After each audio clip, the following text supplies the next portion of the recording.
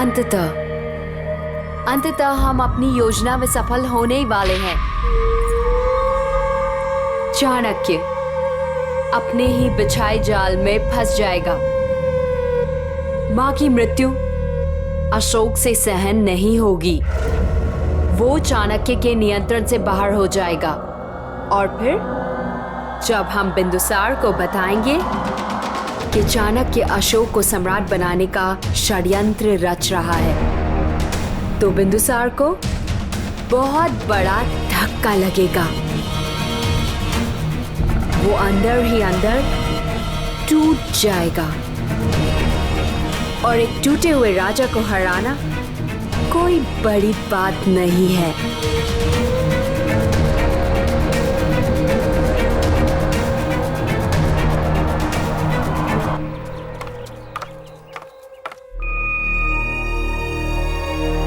राजकुमार श्यामक, आपने सदैव मेरा समर्थन किया है। मैं आपका आभारी हूँ। यदि आप इस राजकीय विद्यालय में नहीं होते तो मैं स्वयं को अकेला पाता। मैं पहले भी कह चुका हूँ कि मित्र आपस में आभार व्यक्त नहीं किया करते।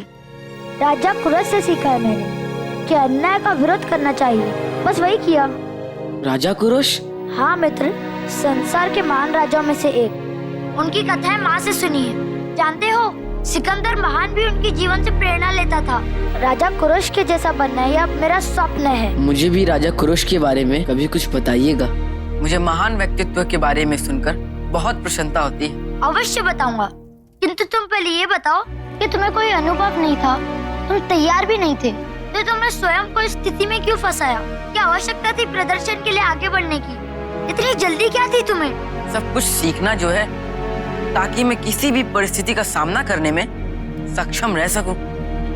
लकड़ी की तलवार से लड़के अपने आप को शूरवीर तो नहीं समझने लगे। यदि बल है तो मुझसे लड़के दिखाओ। भैया सुशील, प्रतीत होता है कि आपने आचार्य श्रेष्ठ की बात पर ध्यान नहीं दिया। योद्धा के रूप में अशोक का उचित मूल्यांकन ना कर आपने और इंद्रजीत ने अयोग्यता का परिचय पहले ही दे दिया है। वही भूल पुनः करोगे तो ये आपको शोभा नहीं देगा, ना ही इससे पिताजी को प्रसन्नता होगी।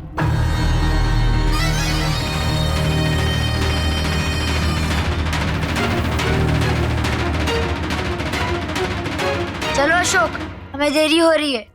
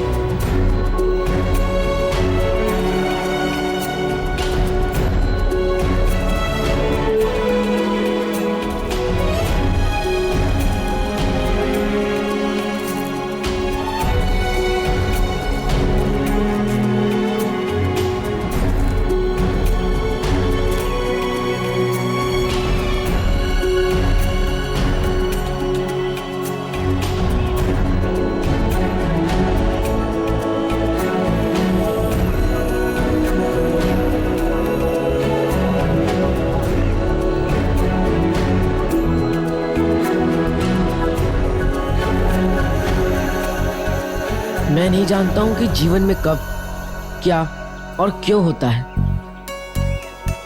किंतु मुझे विश्वास है कि मेरे साथ जो हो रहा है वो चमत्कार ही है। जब मैं यहाँ आया था तो मैंने कल्पना भी नहीं की थी कि एक सामान्य नागरिक राजकीय विद्यालय में शिक्षा प्राप्त करेगा। मुझे सम्राट ने इतना सम्मान दिया, मुझे तो विश्वास ही नहीं होता। जब घटित हो रहा होता है तो समझ में ही नहीं आता उसका उद्देश्य क्या है। हम मनुष्यों में इतनी दूरदृष्टि कहाँ होती है कि आने वाले समय के पदचाप सुन सके, उन्हें देख सके कि आगे क्या होने वाला है। किंतु सत्य ही कहा है किसी ने कि जो भी होता है अच्छे के लिए होता है। मेरे जीवन में भी सब अच्छा हो रहा है, मेरी माँ का आशीर्वाद है उसमें। जानता हूँ मेरी माँ की इच्छा ना भी हो तब मैं उनके आशीर्वाद से वंचित नहीं रहता। अब सम्राट शीघ्र ही आखेट से लौटे और मैं अपनी माँ से भेंट कर सकूं, ताकि मैं उन्हें बता सकूं कि राजकीय विद्यालय में मेरा पहला दिन कैसा रहा। वो अवश्य प्रसन्न होंगी।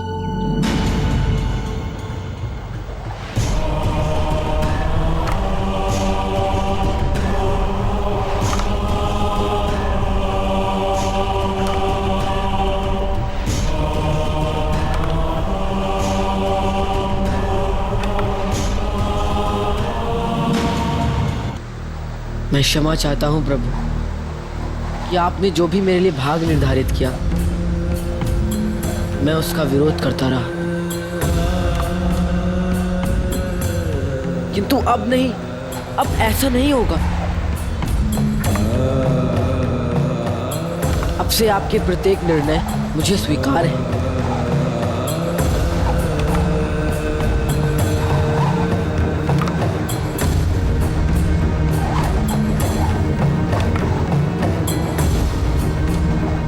नेत्र बंद करके मैं आपके द्वारा दिखाए गए मार्ग पे चल पड़ूंगा। सत्य कहूं तो मुझे अपने भाग्य पर विश्वास ही नहीं हो रहा है। पता नहीं क्यों मुझे लग रहा है कि आचार्य चाणक्य भी मेरे शुभ चिंतक हैं। उन्होंने जो भी किया उससे मेरा उद्धार ही हुआ है। मैं उनसे बहुत अप्रसन्न रहता था, किंतु अब उनके प्रति मेरा दृष्टिकोण परिवर्तित हो रहा है। वो मेरा बुरा नहीं चाहते, है ना? उन्होंने यदि मुझे दंड दिलवाया है तो न्याय भी दिलवाया है, मेरी रक्षा की है, मेरे हित के लिए लड़ा है उन्होंने। पता नहीं क्यों मुझे ऐसा लग रहा है कि उनसे एक बार जाके क्षमा मांग लूं, किंतु इनसे उनमें अहंकार न उत्पन्न हो जाए कि सम्राट पनराज उनके समक्ष झुक गए।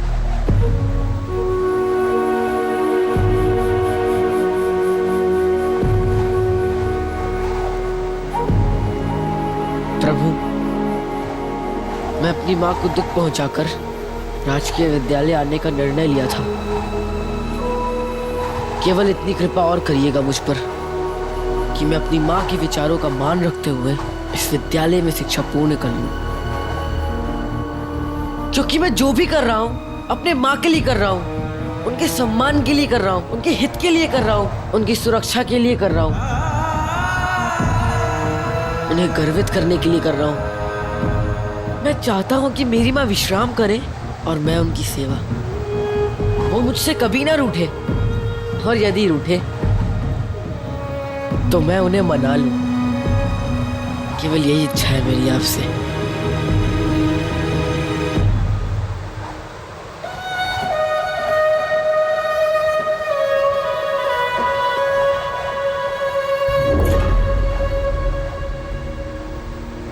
आचार्य, आप कब आए यहाँ पे?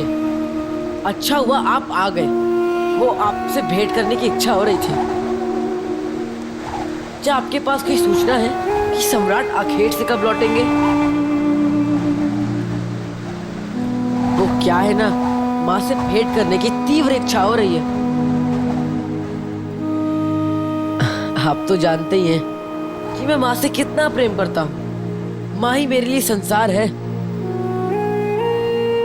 मैं उन्हें ये आश्वस्त कराना चाहता हूँ कि उन्होंने मुझे राजकीय विद्यालय जाने की अनुमति देकर कोई भूल नहीं करी। और एक बार उनके हृदय से लगकर ये आभास करना चाहता हूँ कि वो मेरे कारण दुखी ना हो।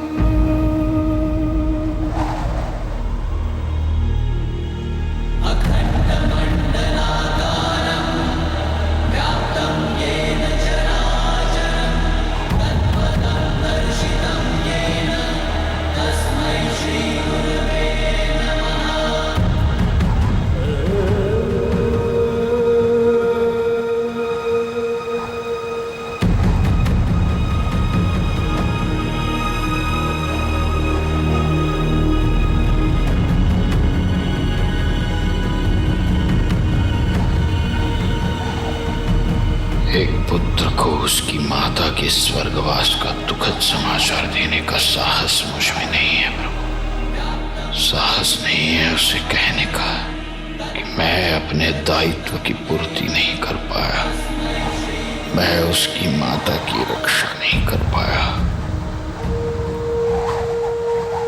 मुझे शक्ति दो रुद्रदेव, मुझे शक्ति दो।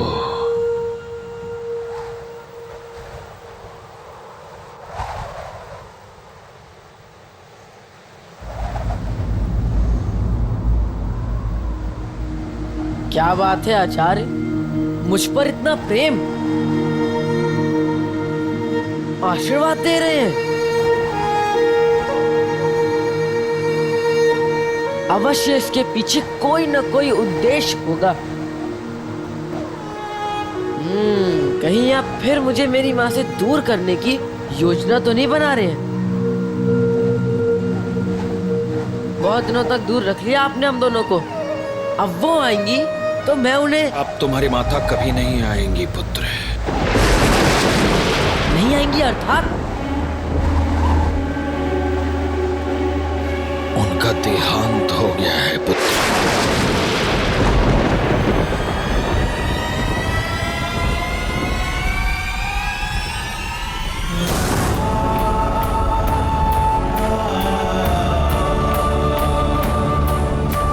यदि मेरी आज्ञा का पालन करोगे और शिष्टता का प्रदर्शन करोगे तो मैं तुम्हें आश्वस्त करता हूं, तुम्हारी माता सुरक्षित रहेगी।